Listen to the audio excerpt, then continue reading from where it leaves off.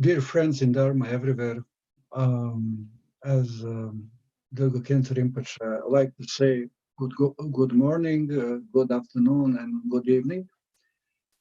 And I'm very happy that we join all together in this joyful occasion and in this very unique online event.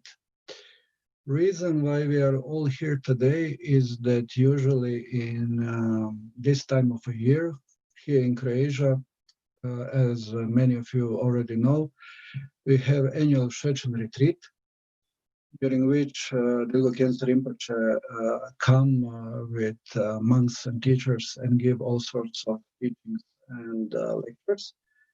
So because this year we live in very complicated time and troubled time for all of us, so it was not possible to organize this event live. Then Rinpoche suggests, look, let's at least arrange one talk for all our Dharma friends everywhere who are not able to come, so that people still have an opportunity to meet together, at least online, so that we can share some Dharma and enjoy benefits and fruits of it. I'm very thankful to Rinpoche that he agreed to do such a thing. I will stop with my talk now because I don't have anything particular much to say. And please, I'm very happy that Rinpoche will be now with us and start with his talk.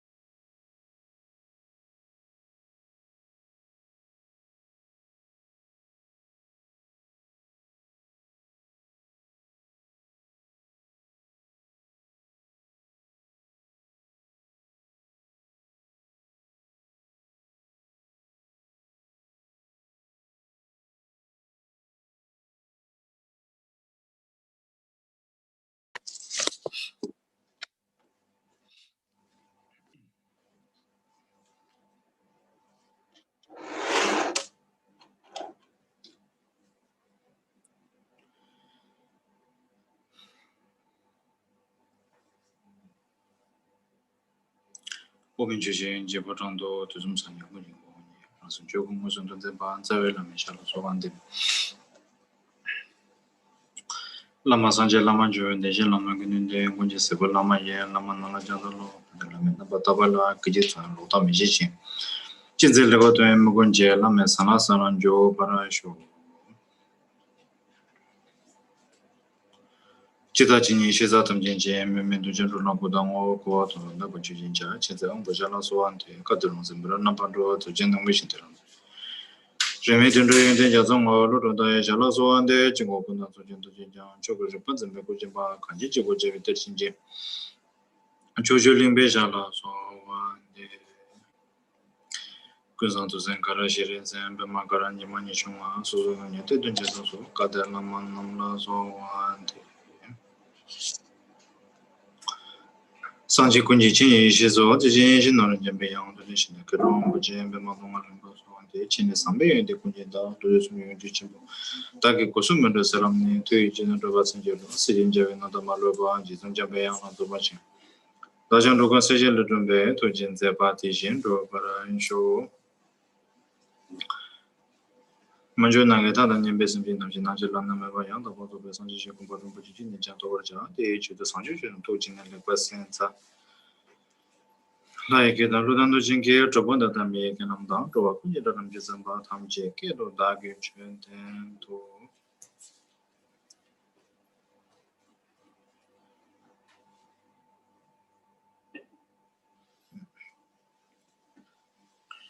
So,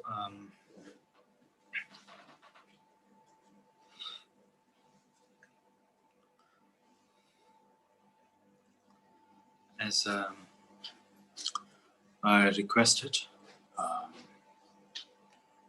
by our dear Dharma brothers and sisters of Shechen Croatia, to talk about some Dharma today through this modern technology Zoom. So first of all, homage to the Buddha, to the Dharma, to the Sangha, homage to our Guru, homage to Guru Rinpoche, and all the Buddhas and Bodhisattvas and Dharma protectors.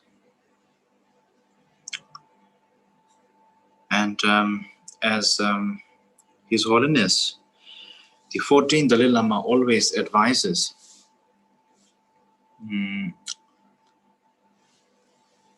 if I may quote as he advises, to shape our motivation before engaging into any Dharma activity and Dharma practice and Dharma sessions. So first I'd like to request all to have the proper motivation.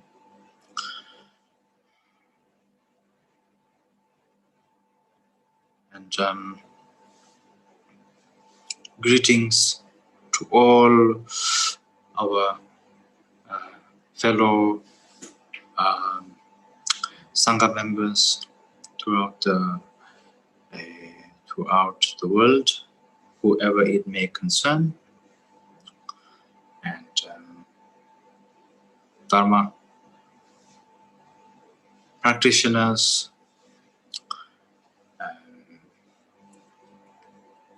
venerable practitioners, ordained practitioners, and also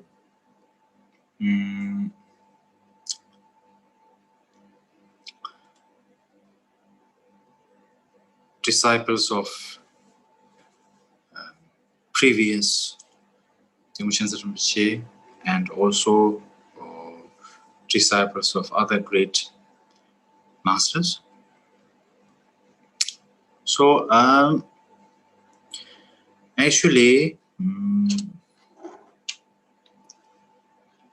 I think one of the most important point of Buddhist practice or Vajrayana practice also, even though sometimes the term that we use verbally, the term that we use sometimes a little bit different. In general Buddhism, of course, we say emptiness, in Tibetan Tongbanyi, and in the Vajrayana, the term we use is Rikpi, or I usually personally would like to call wisdom beyond, limitless wisdom. So it is very easy for us as a Dhamma practitioner to know such aspects, such points and aspects is very easy. Because I feel that, as we say in Tibetan, it is very easy to do prayers with our mouth. It is very easy to wear mala in our hand and to sit up meditation position and to, have tankas and whatnot. Of course, I think if I say that, it will also imply to me, as I have tankas surrounding myself. But I think, as you all can get my point,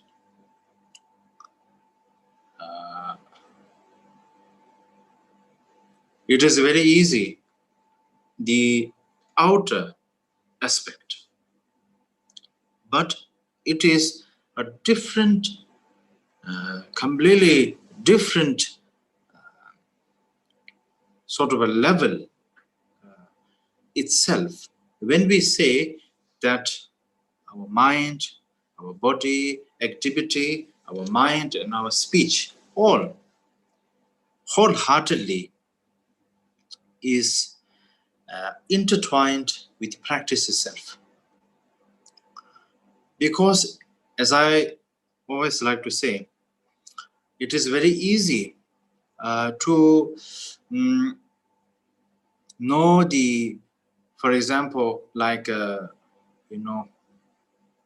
bodhicitta, compassion. It's very easy to say with our mouth. It's very easy to explain and describe it, because we understand what it is. We know what it is. We fully know the meaning of it. But to have that bodhicitta in our mind,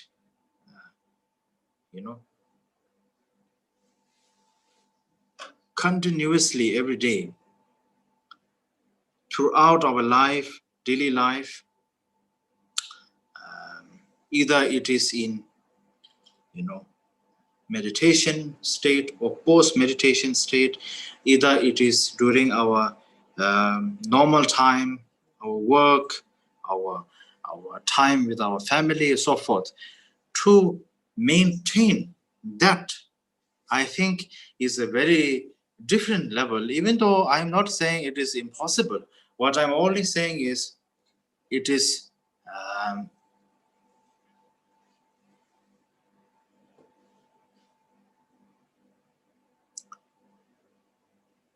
it needs a lot of mental strength.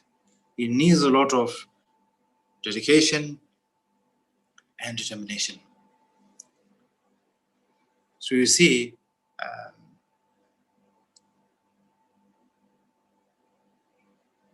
if you look at the stories of great masters of the past, or the great, Mahasiddhas, or the, Bodhisattvas, and so forth, there is something very common in all of them.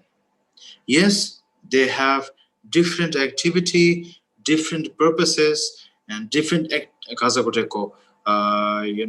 way of teaching and so forth, and executing their dharma, knowledge and so forth to others. But there is something common in all of them. That common aspect is that they actually maintain that practice. We ourselves, even very senior Dharma practitioners, we have very difficulty. We may meet great masters, we may do a lot of retreat, we may do everyday practices, meditation, but we have little bit of difficulty in struggle with maintaining that aspect in our mind. I think this is something important. We must remind ourselves every day. Because sometimes I feel we are almost a bit like, if I may say this, yeah, I don't mean to be rude, but I think sometimes we forget it, you know. We have a lot of practice to do. We have retreats to accomplish. We have meditation that we have done, and we have received many, many instructions, empowerments, profound teachings.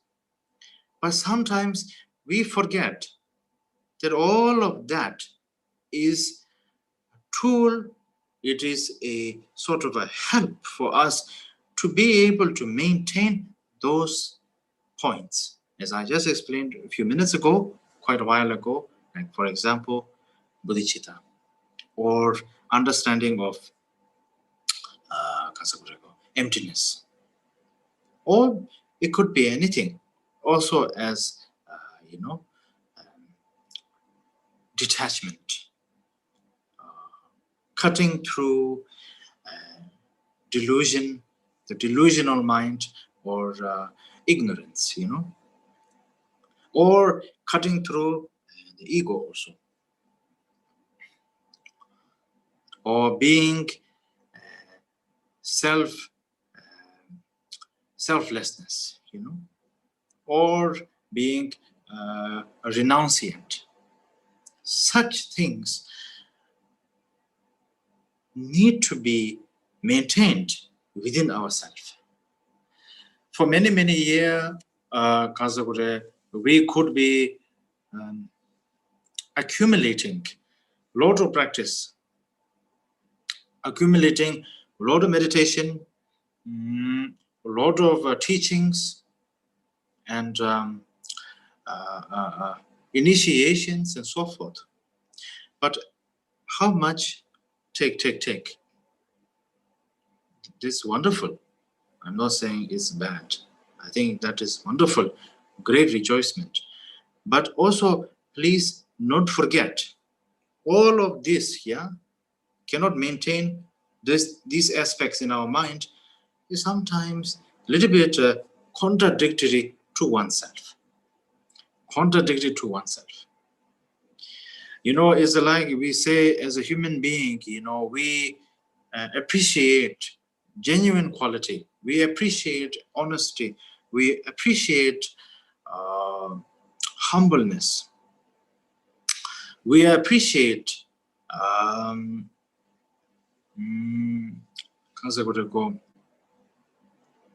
kindness. But the little bit,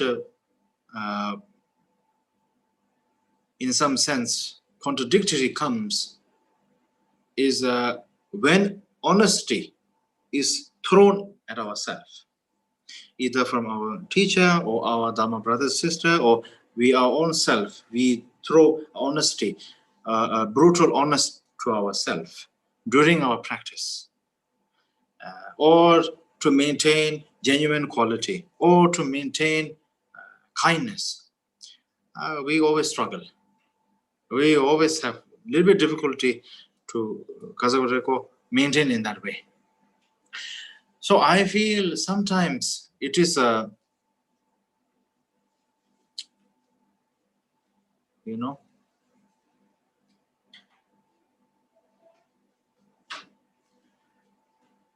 task that we should be giving ourselves.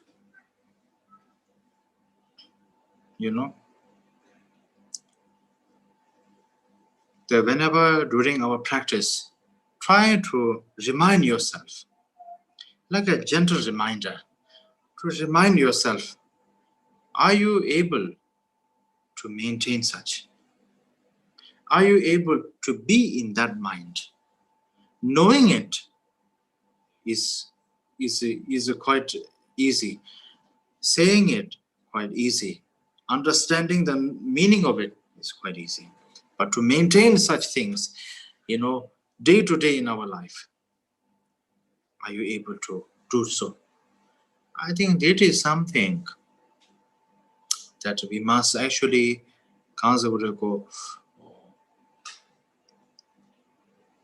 reminding ourselves. because that is why I'm sort of this,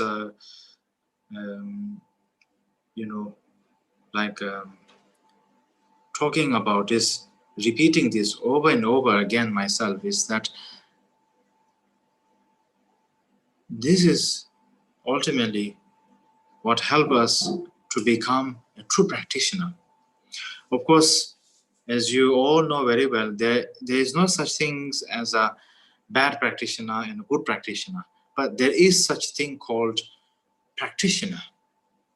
Yeah, practicing or trying to be, trying to apply the practice that you do to yourself mentally.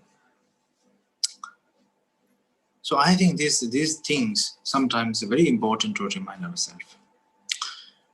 Okay, so I want to just go messing around like this. So I will go to the main point. Today I wanted to discuss something very wonderful. It is the Bodhisattvacharyavatara, Sanju Simbi Chobalan Juba.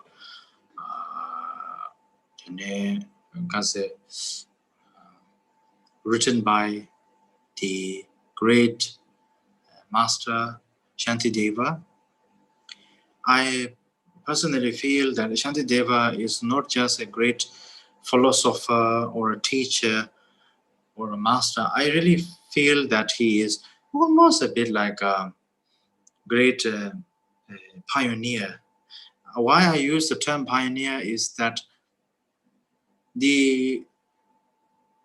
especially in the ninth chapter, in the Bodhisattvacharyavatara, the ninth chapter, when he talks about the excellent emptiness, the wisdom, the Shirab Chipardu Chimbilibu, as we say in Tibetan, and it emphasizes a lot on the emptiness.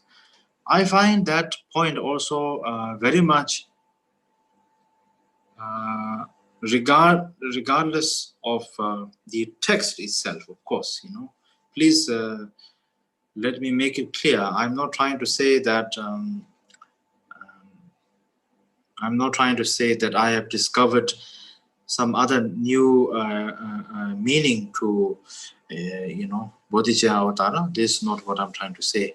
All what I'm trying to say is, especially in the ninth chapter, when we think more about it and how Shantideva emphasizes a lot on emptiness and so forth, it makes quite a elaborate understanding for a Dhamma practitioner, especially for a Vajrayana practitioner. Almost like he explains some aspects, some points of Vajrayana too. Even though, of course, in that platform, there is not a open and word explaining this is Vajrayana or whatever. I'm not saying like this, but I think some of the understanding, you all know very well, some of the understanding of that can be understood in the Vajrayana aspect. So for a great master to be able to,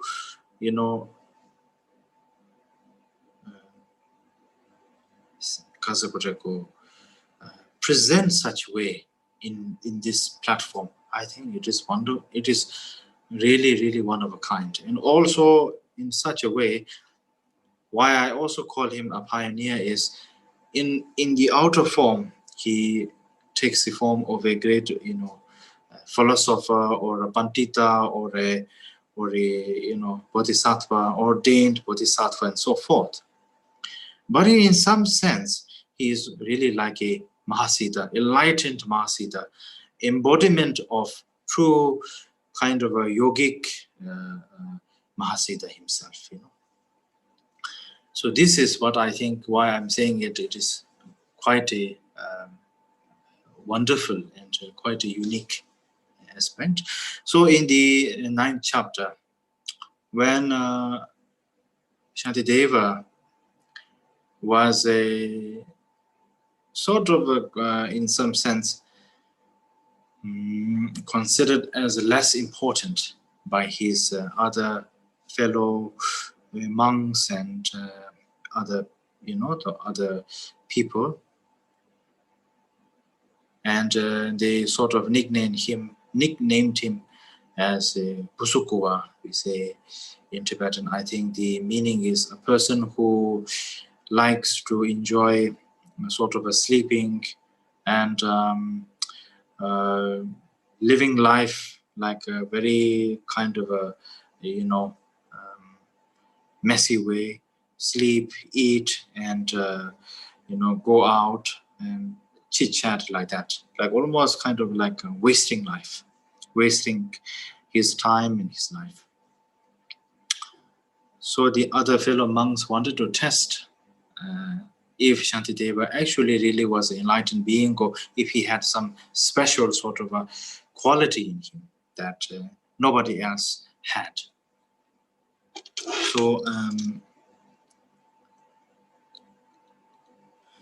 So they made Shantideva give a open teaching to everybody.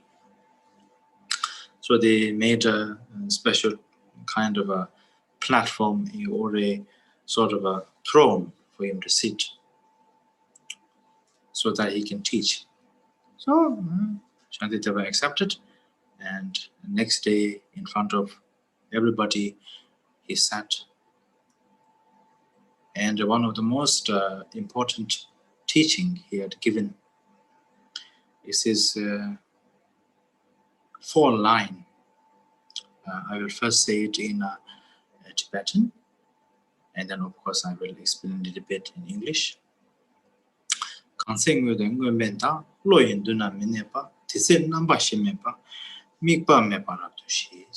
So the meaning is, when neither existence nor non-existence remains before our mind, and when there is no other aspect, in some sense we can use the term other option, but I kind of personally I like to use when there is not a other aspect or a third aspect, because when you think about it, as we say in the Buddhism, emptiness is form and form is emptiness. Starting from primordial wisdom, the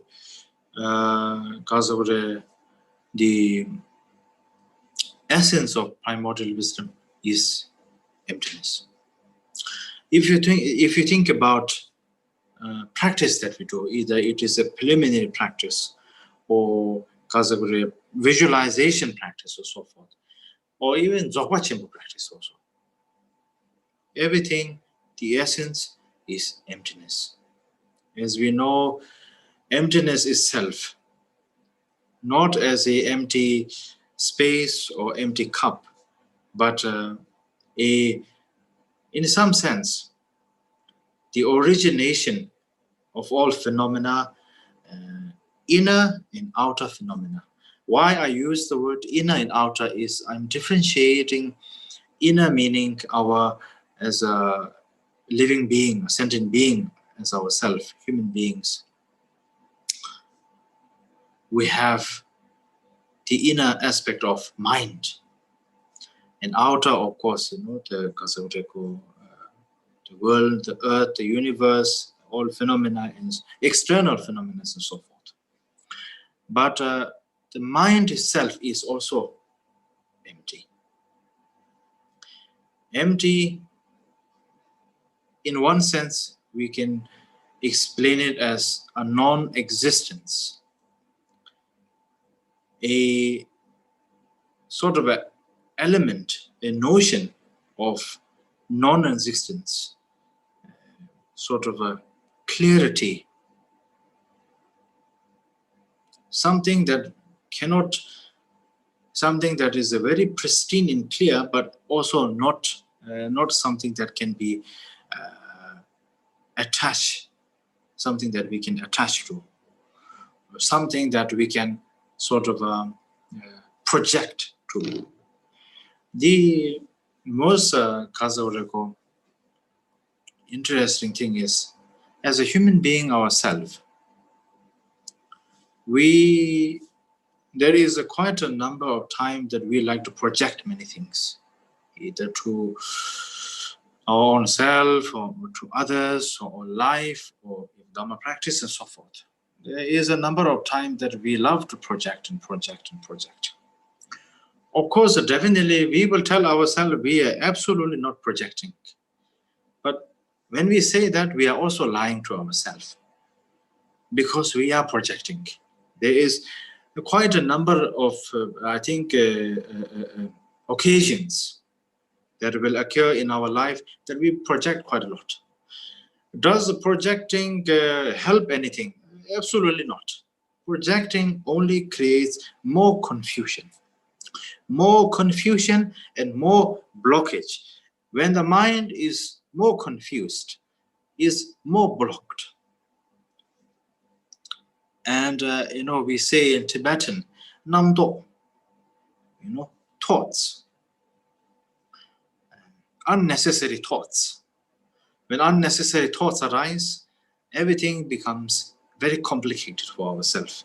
And that complication makes our mind sort of a shut down, almost like how to say, when you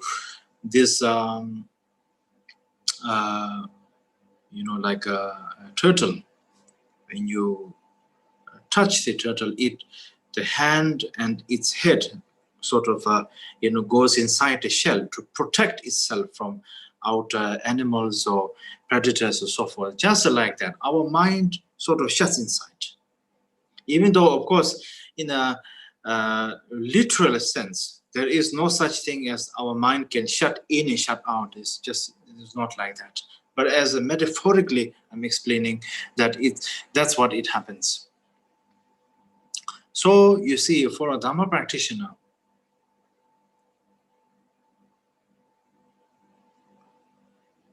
sometimes we explain a lot that the mind has to be as deep as the ocean and as vast as the sky. But sometimes a little bit confusing. Because if the mind is as deep as ocean, as vast as the sky, isn't that also attachment? So when we are thinking in such a way, we do sort of in a small sense, in a small scale, we do have a little attachment to that, thinking, okay, my mind is as vast as a sky and as deep as ocean. That's it. That is how it should be explained. We explain that to ourselves, and we explain that to to others also. But we sort of forget that that is also becoming a little bit attachment, because we are attached to that perspective of, okay, my mind is vast, something very vast, and something very deep. So, what is vast? What is deep? Does vast and does deep actually exist? Because you see, the funny thing is, a person's mind can be so elaborate like a dictionary. At the same time, a person's mind can be as dull as as a stone or something. No understanding anything, no kazakureko knowledge, just nothing, just completely blank. So why is it like this? And the reason why I'm explaining it in this way is mind itself is the innate nature of mind itself is emptiness. You see, emptiness is something we have to understand it in such a way that you see, in one way, it is so helpful.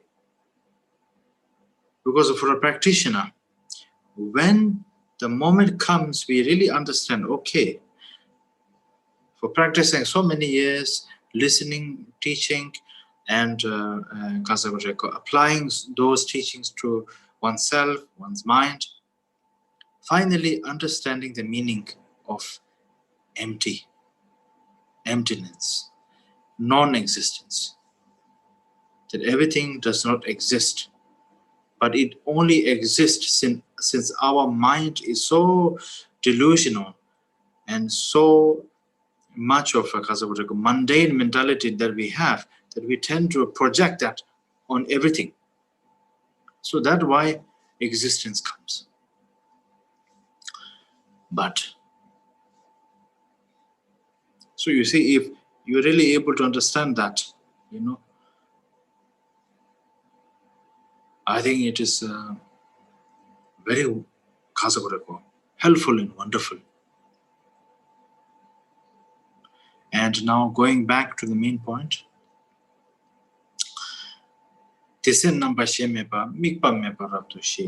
when there is no other aspect in that, the mind itself ceases and remains in a state of non-perception. Like, for example, like a still water. And the water is still. It is so clear, we can see through it. It is so pure.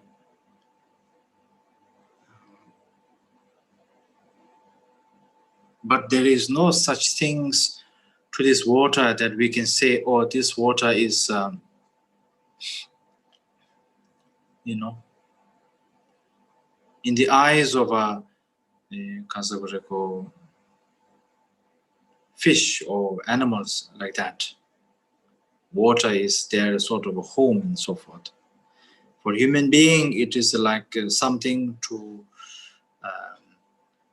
help our thirst, help our health, our body, and of course, all of that.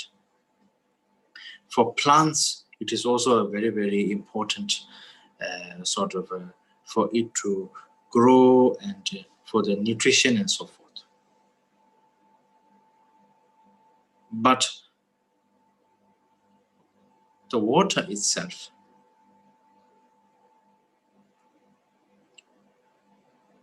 is not the thing that is creating that if you know what I'm trying to say. The water is not creating that. The water is not creating a division saying, oh, for each different usage, for fish, home, for human being, helping for thirst and health, for plants to grow and so forth. The water itself is not creating it. The water itself is not doing that. The water itself is not making such different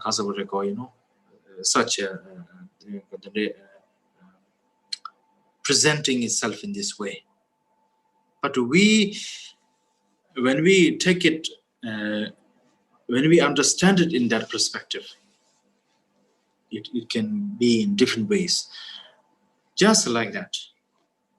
When our mind remains in that state of non-perception, it's almost like this calmness in our mind. And actually, this does come during our practices. There is how to say, when we meditate, when we visualize, there is a time period where the mind is completely in a mess. It's almost like a electric wire, isn't it? Going here and going there, and almost very, very active. And then we are trying a little bit hard, very determined to calm and visualize, or just to calm ourselves and to understand, either if it's nature of the mind, or either it's visualization, or either it's just understanding and knowing the emptiness and so forth. But in the midst of that, there is a split second where, excuse me, you experience a very short moment of time of complete calmness. Not just calm, but it is very clear and you're aware of it. It's not just like, oh yes, calm, that's it. No, or my mind is calm. It's not that kind of calm. It's a very clear state of mind. You are aware of it. You see everything clear, but nothing from the outside, nothing external is the obstacle to you. Nothing internal, your emotions and untamed mind is a obstacle. Nothing affects you. Thoughts will come, thoughts will go away, but your mind state is in this, kind of a calm and clear state. That is what I'm trying to explain here. And to achieve such a state, must determination of, consequent practice, understanding the notion of emptiness and so forth, but not just knowing it. As I was saying, knowing it is quite simple, but to maintain in that state of mind.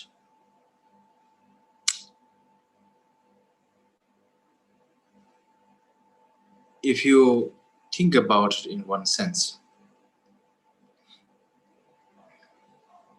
oh yes, and I forgot to say this, when Shantideva was teaching upon these 4 lines, as I was just explaining now, his physical body slowly sort of went upper and upper and disappeared in the clouds. But everybody who was there at that time could hear his voice and teaching so clearly.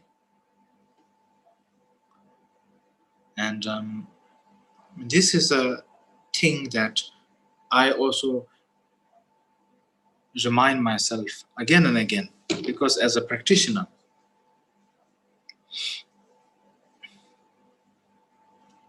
we also sometimes tend to be attached to primordial wisdom itself. There is a huge situations and many occasions where we do tend to be attached on primordial wisdom. And how does that happen? When we see and experience what is the notion of primordial wisdom in our mind, and when is very sort of a clear but also very steady, we appreciate that, and we tend to want to get more of that experience, or we can call it experience, let's say. But I like to say one thing: when we do practice, we cannot sort of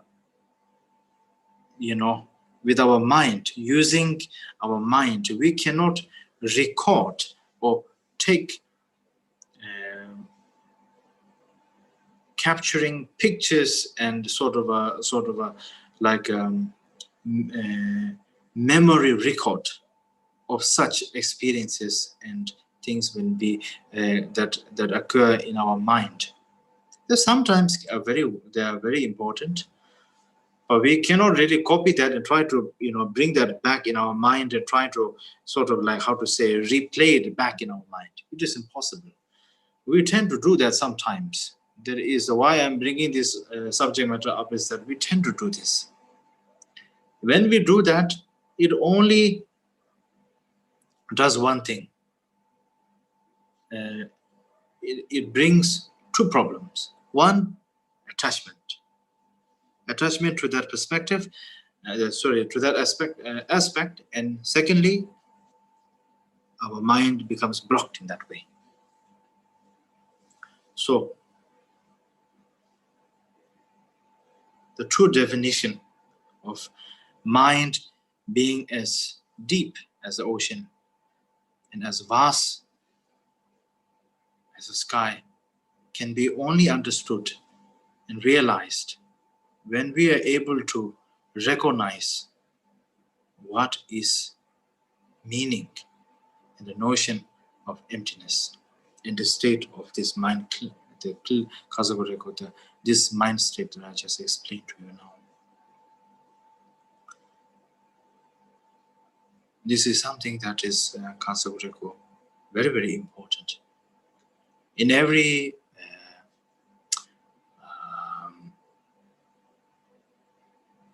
practice, it comes.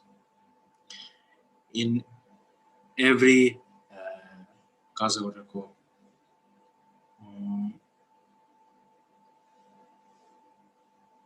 situations, and either it is in preliminary practice or either is in general visualization or higher practices. This is something very important. I think this is something we kind of not think about, you know. I put it in this way, and I know it sounds kind of complicated in one way, and it sounds a little bit too strange also in one way, but it's something that I understood in such a way, and I thought to maybe say it here. As I was saying, to understand the true meaning of why we say our mind is deep as ocean and as vast as the sky, and how to understand that. You know, it's like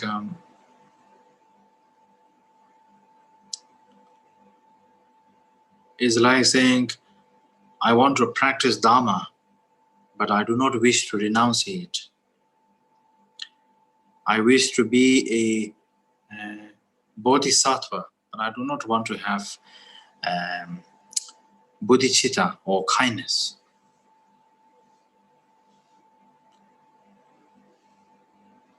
That just doesn't work, does it?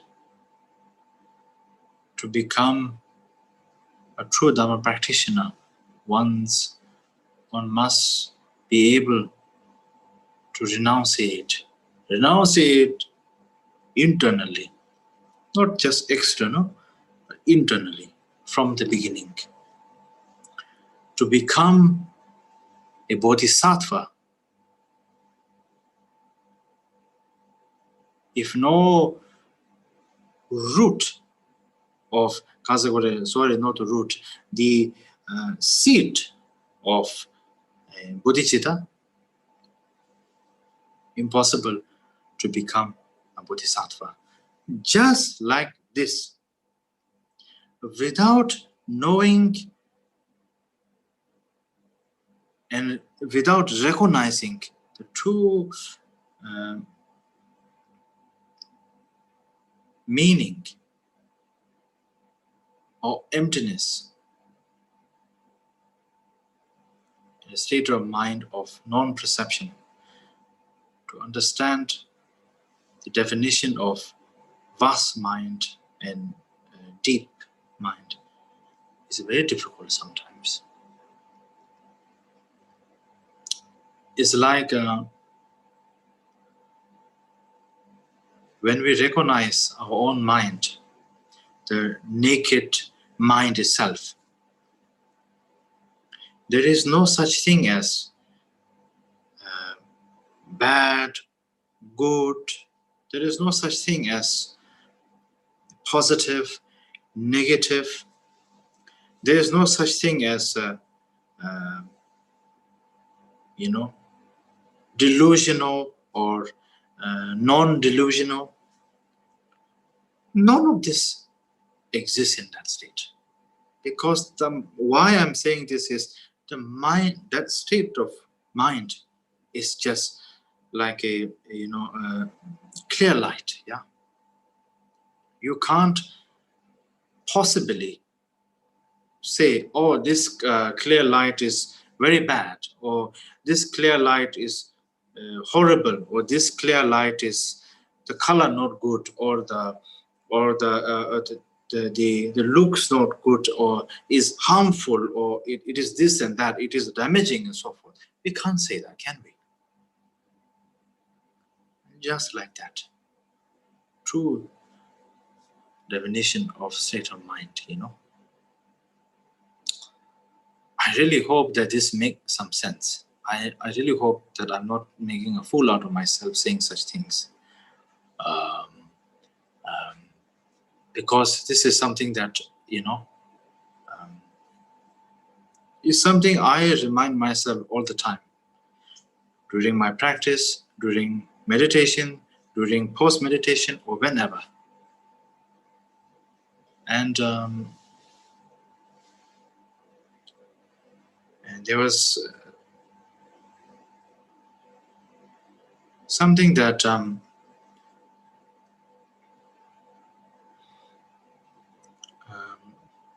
Chabji Trushi Rinpoche once told me when I asked for some advice, of course practice advice, and Rinpoche explained to me, he said, I had once a discussion with Dilgo Khyentse Rinpoche, and they were having a discussion about meditation and so forth. And they also were discussing about life stories of masters of the past, yeah. And amongst all of this, Trushi Rinpoche told me, he said, suddenly Dilgo Khyentse Rinpoche told Trushi Rinpoche, in one sense,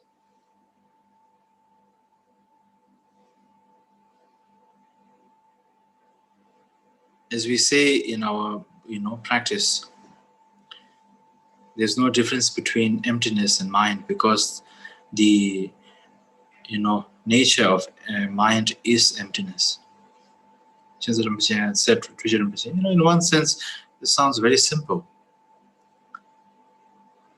It sounds like something that we can tell to a small child, like telling a story or something. But in one sense, it is so vast, isn't it? That itself is a key to everything. So Trushi Rinpoche immediately told me, he said,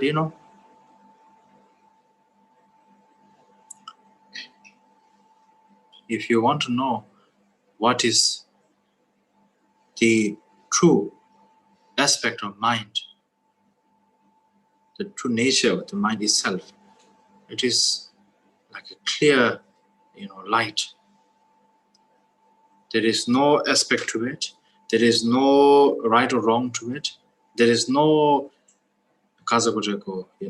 projection and so forth. And that pure nature itself is emptiness itself. Rinpoche said like that to me. And first, of course, I couldn't really understand much of what it meant. But through years and years of, contemplating on it and receiving advices and teachings from previous Khyentse Rinpoche's heart sons, such as Shechen Rinpoche and Zongsa Khyentse Rinpoche and Dilgo Rinpoche and Jimmy Khyentse Rinpoche and Trugu Pema Wangja Rinpoche and so forth. And also listening to teachings of Dilgo Khyentse Rinpoche, Trugu Rinpoche, and previous Dilgo Rinpoche and so forth. And sometimes, reading through books by Jangwa Mepam, Zapatul, so forth, it made it very clear to me. So that's why I just thought maybe it is something that I must share. Yeah. Secondly, I also wanted to say a few words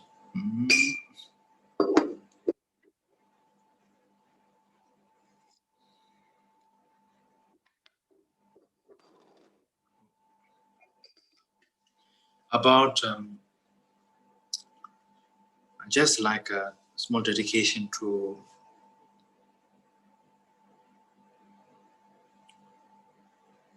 previous Distinguished Rinpoche, because it was just a few days ago his Rinpoche's paranirvana, or his anniversary. I know it is kind of funny because I'm talking about myself now, and I think on a lighter note. And sometimes when I see like the YouTube or something, when people put up anniversary for Khyentse Rinpoche, anniversary for this and that, I have two thinking. One thinking, I feel, here we go again, yeah, talking about my death. And but in the other perspective, I feel little sadness in my mind. I feel like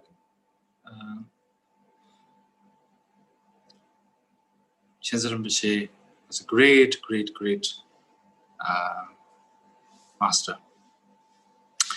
And I know that I will never become like him. That would be impossible. Yeah. It's like saying, how can a common house cat become a majestic lion? That's impossible. But also I have this sadness. I feel like sometimes in my mind it goes through to understand that when a great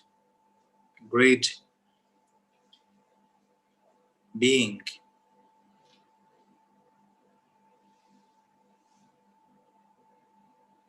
sort of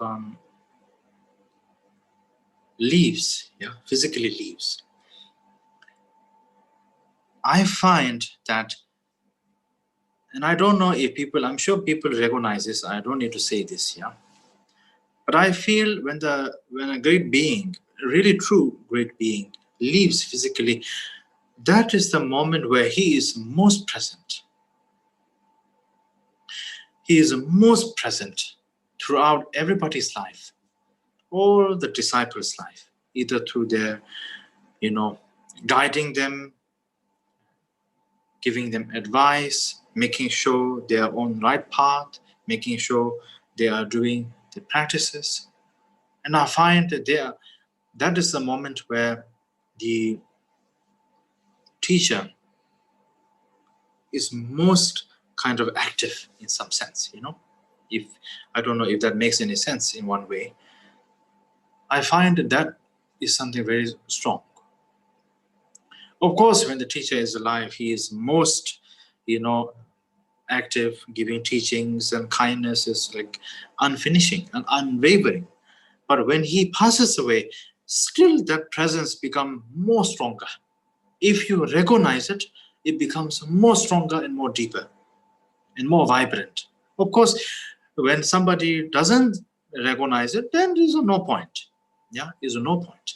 But it's like when you recognize it, it is more than anything, vibrant and active itself. I think, and I felt sadness because I felt,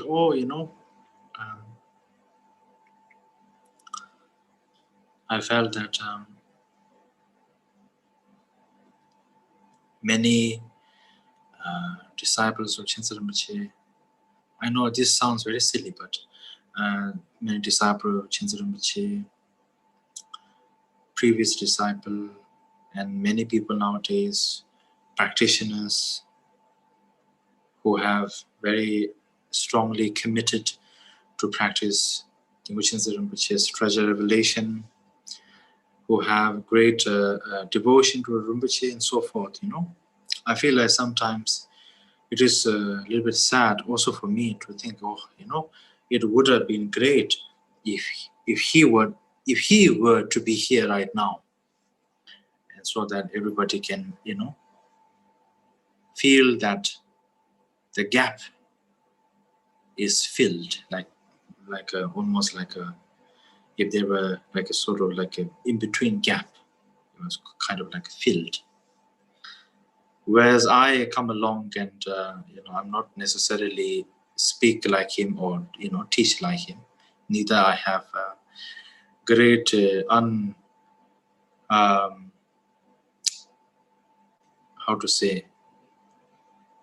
great wisdom and inner quality or gifts and so forth. Well, sometimes I just think like that a little bit, even though it is my childish and silly thinking. And but what I wanted to say actually is, I think something that we must all never forget, and I'm sure many people, all of you know this, but we must never forget. One of the greatest thing why all of these teachers, Khyentse Rinpoche and so forth, why were they so great? Not because very learned and can memorize many books and can memorize books, pages and lines and so forth. Not because can read very fast or give unfinishing teachings and profound initiations and advice. But I think there is two most important aspects or points. And what are these two is, first, they were great human beings. They were really great human beings. You cannot become a bodhisattva, you cannot become a practitioner if you are not a genuine or a good human being yourself. It is impossible. It is, I think it is just very impossible. Yeah? If I am wrong, I am sorry. But I truly think it's impossible. That is why all the great masters of them, they all had this. They were great human beings. That is one. But the most important thing is, I'm not saying being a great human being, being a genuine human being is not the most important. But what I'm saying is, there's another thing too. The most important aspect that I feel, this is my personal feeling, I could be wrong. My personal feeling, the first most important thing is, whatever they did, either daily activity or Dharma teachings or empowerments or pujas or drupchans or even just traveling also, or even just meeting people also, everything was related to Dharma. Not just Dharma from the outer perspective or the aspect, but real Dharma itself. That every day was a teaching, every day was advice. That even every activity, physical activity, external activity, was a form of teaching, a form of advice, and a form of waking up the practitioners, the followers, the disciples. I think to come to that level is very, very amazing. As I always like to say, it is very easy for somebody to be very learned, yeah, very learned, very wise, very clever. That is possible. It is also possible to find, great meditators and so forth, yeah. But to find a person, yeah, who is the living embodiment, the living example of Dharma practice itself, the result of Dharma practice itself, and that person himself is every day indicating that to everybody he come across. It's like if you had a huge vaccine of medicine or something, yeah, and nobody needs to ask anything. Whoever come across, you just inject and vaccine the medicine, just like that. Just Kazakure, injecting the Dharma teaching, Dharma practice, and the exemplary of that to each and every person who comes to them. I think that is one of a quality only a true practitioner is able to do that. Okay, I'm not saying a true master or Rinpoche or whatever. I'm saying, I made it very clear, a true practitioner can be able to do. It don't matter that you have a big ranking. It don't matter if you have a big name or you are famous or not famous, or you are sitting on golden throne or not golden throne. It don't matter. But if you are internally true practitioner, that is the quality. And I think that is something that we ourselves must encourage ourselves, must inspire, because doing a Dhamma practice, yeah, and when we have great masters such so forth like this, some of you have met and received teachings, but some of you may not have met, but still doing practices and very determined. Or anybody should not look at the great master as this great being far away, and we are not even close to that, and it's just impossible to become like that. Not like this. As I just explained why they were so great and so amazing, truly magnificent, I explained and I mentioned about the two elements. If we ourselves aspire to Kazakure accomplish that too, we will definitely can. It is very possible, but we, as I said, determination, dedication is always needed, of course. But if we can aspire to do that and accomplish that, I think then that is what it means to follow the path of the Guru. Yeah, I think that is something we must not forget. It may be a simple point. It may be a simple point, but it is surely a very important one also to remind ourselves at all times. And also,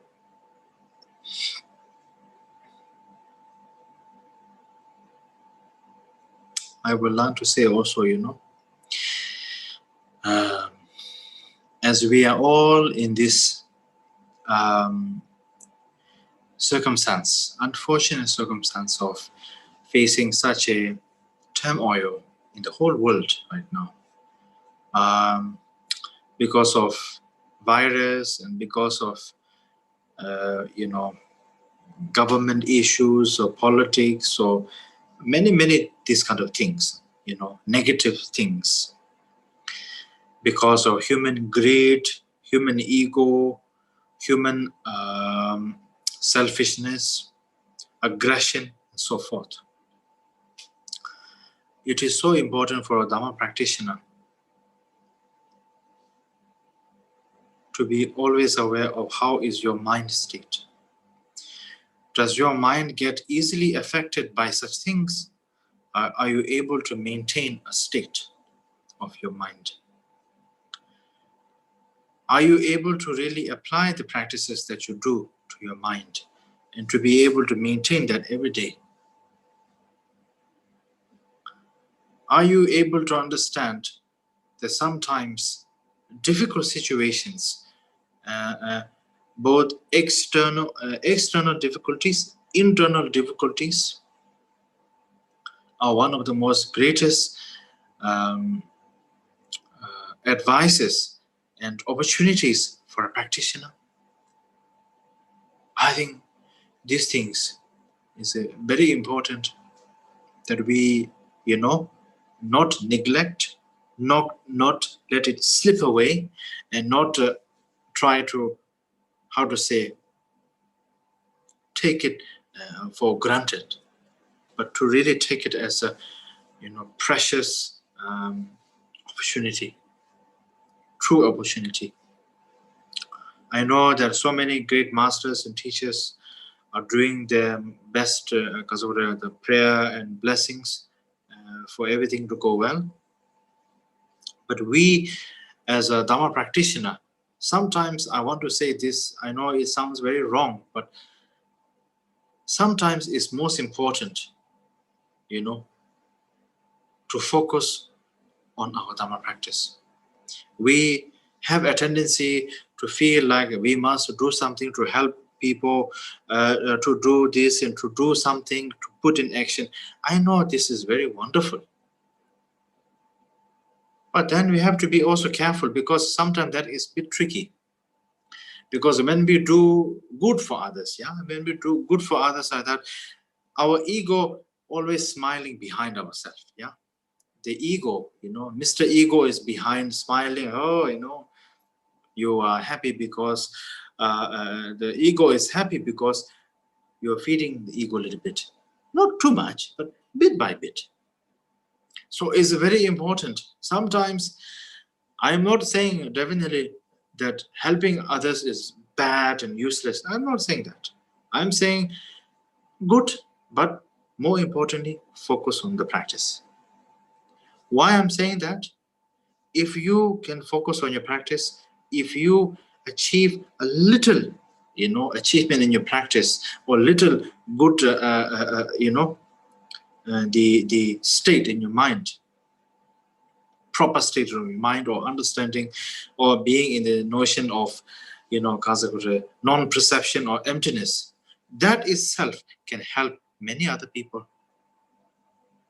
through sharing, through giving the advice to others, and like that, rather than right now just jumping on, our humanly excitement. So that's why I must request also, sometimes, your mind can play a little trick like that to yourself, but be stable and be steady. And this is very important.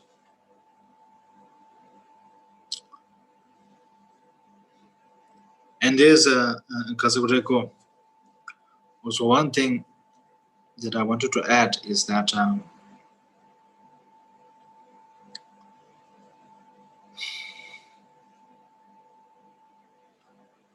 it's like sometimes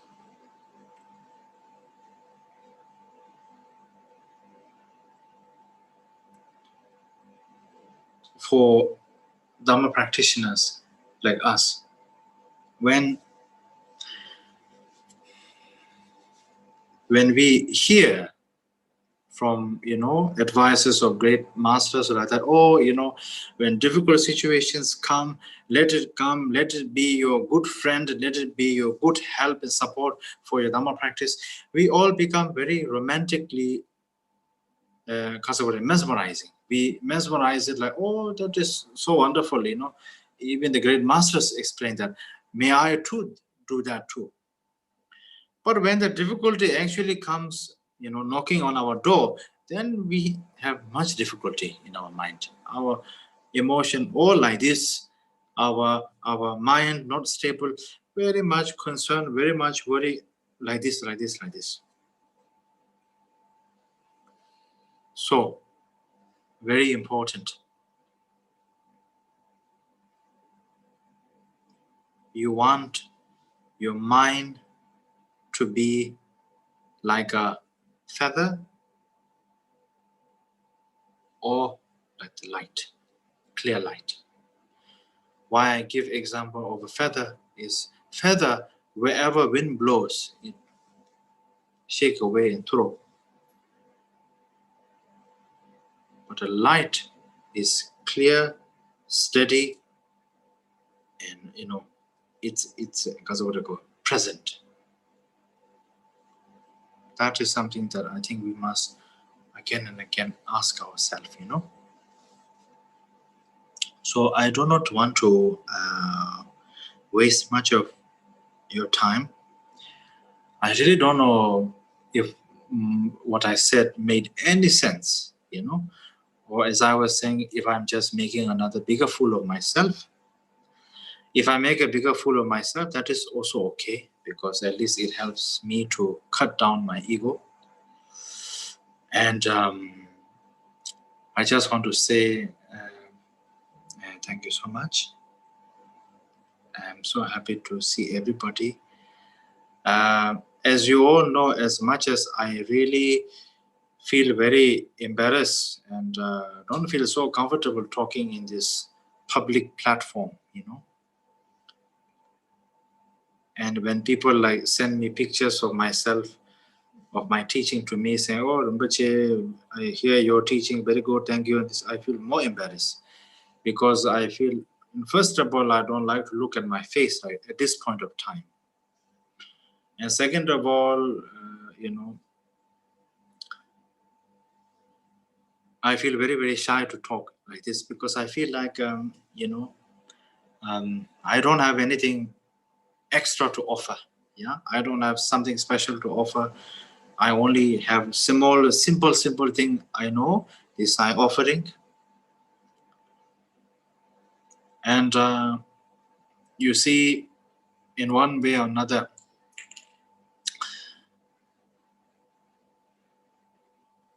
I don't know if you have noticed that, but you see, usually when we give such teachings and so forth, everything must have a structure. Beginning, the main point, and ending. And sometimes I don't have structure. And of course, I must apologize for that also.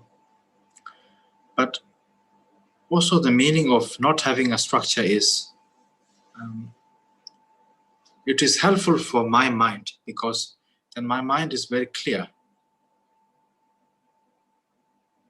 Whatever I say, all is what I personally experience, personally have received teaching from great teacher, and personally here have heard from reading books, hearing from great masters, and also whatever comes in my mind also,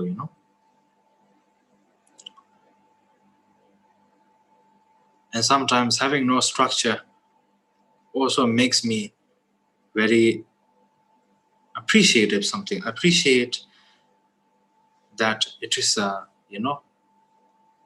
this itself is a practice for me.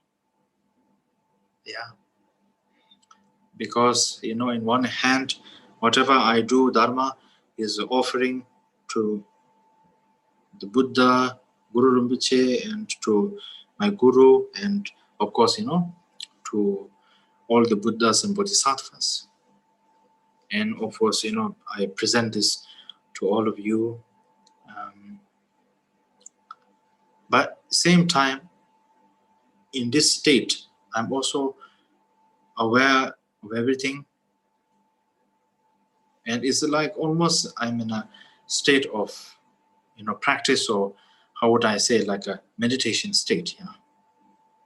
So it makes my mind very clear and sharp in some sense. So that's why sometimes, please forgive me, I do things sometimes not without, sometimes without a kind of like a clear structure. And also, I want to say that, you know, every day is an opportunity for our mind to become more and more recognizing itself, recognizing the notion of primordial, limitless wisdom, to be able to maintain in the state of emptiness, to be clear and aware, but unwavered by anything external or anything internal.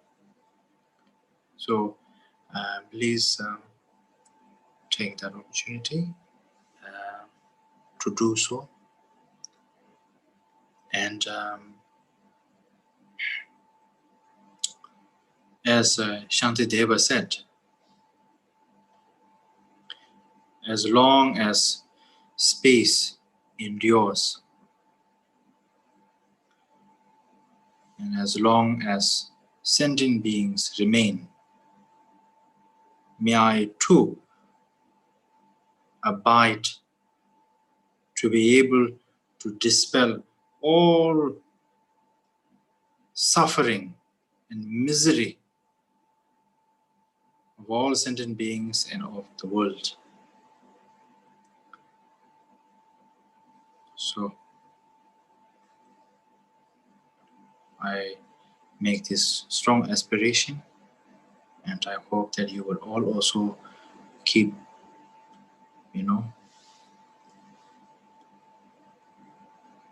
in your mind also. And finally, I want to say that may I dedicate all whatever merit to all our great teacher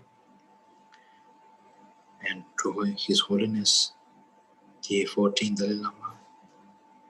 And also, I also would like to dedicate to all of you and to all the sentient beings also.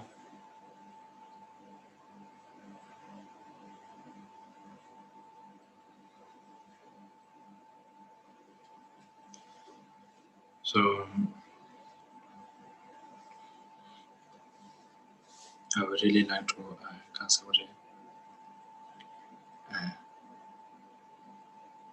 request all of you to remind yourself of the things I've just said right now, again and again, during your practice, during your meditation, during your life, during your post-meditation time. These are actually, in some sense, simple, but in one sense, very important things for a practitioner. And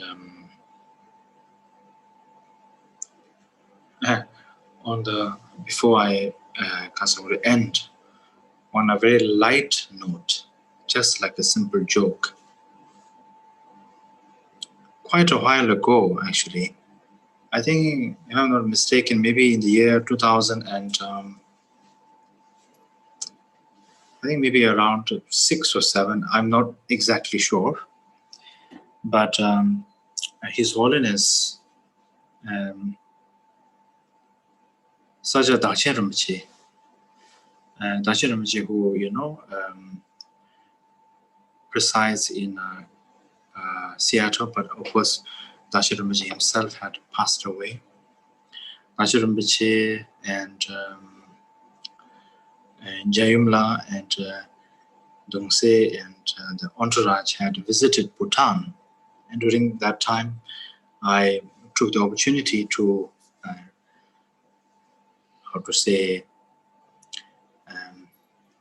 ask for teachings, especially the Sajapa Shimpashita practice. And there was a brief moment where I was alone with His Holiness Dachen Rinpoche. And as you know, many of you may know him, some of you may know him. Rinpoche was very, very close to also Khyentse Yangsi Rinpoche, such a close connection. And Rinpoche is, of course, a truly, magnificent teacher, but also very much direct and blunt, and almost really like a yogi. And there was a short moment where Rinpoche asked me.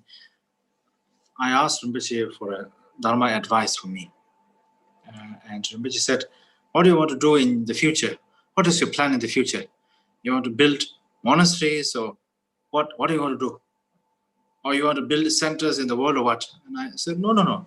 I just want to do Dharma practice and meditation, receive teachings and empowerments, just like my previous life, and of course, just like the first Khyentse Wangpo. And I want to do practice, be a good human being, and if I can, try my best to be a small Dharma practitioner. And then Dachen Rinpoche looked at my face and he said, "What? What is that? Are you joking or what?" I said, "No." He said, "That is not a small request. That is a big request and a big plan. What are you thinking?" He said, "That is the most difficult thing to do when you want to do that. Very good, very good, very good. Good for you, good for you. That is how you should do. I will bless you and pray for you." Then Rinpoche very smilingly did some blessing for me, and he did some prayer. And I was very, very grateful and very, very happy. It was such a joyful occasion. I felt such a joyful occasion. And finally, I also wanted to say one thing is that I have heard information recently, another master in Nepal called Tingpoche Rinpoche from the Upper Sulukhumbu, a great master himself and a practitioner, very simple and very strongly connected and devoted to Dilgo Khyentse Rinpoche and Shechen Croatia Rinpoche also. I think, if I'm not mistaken, had passed away. So I just wanted to say that he was one a really good and wonderful master, and I make aspiration that his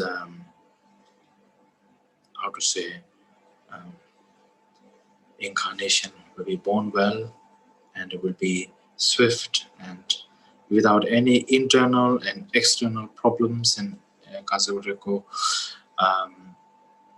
obstacles, that I hope he will turn the Dharma wheel again. So I make that aspiration also. I also want to say one thing before I stop is, for a Dharma practitioner, the greatest, if I may say so, the greatest, how would I say, gift, the greatest gift, the greatest reward is no reward and no, how would I say, no recognition, not getting recognition, not getting a reward or an award for your, your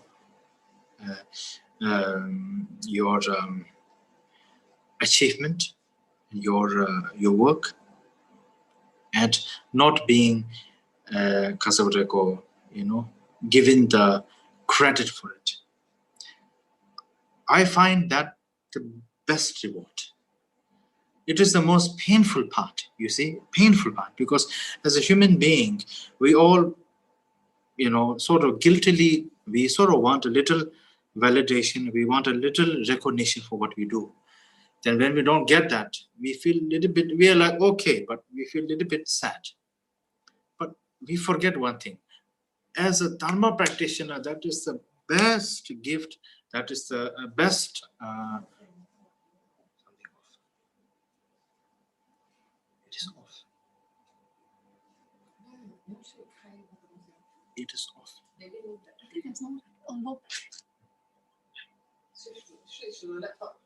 Okay.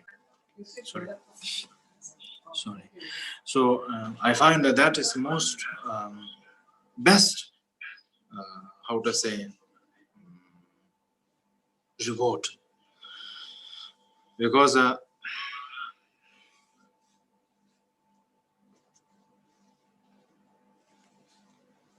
when we do get reward or validation or credit or something like that, yeah, automatically, you know, as much as we say to ourselves, hey, it's okay if I don't get, it's okay if I get, I have no problem, I have no attachment to it. But we do have attachment to it. And we do sort of, how would I say, crave for that also. So it's so wonderful when we don't get it also. I think it is a wonderful gift. I just wanted to say that, you know, as a last thing.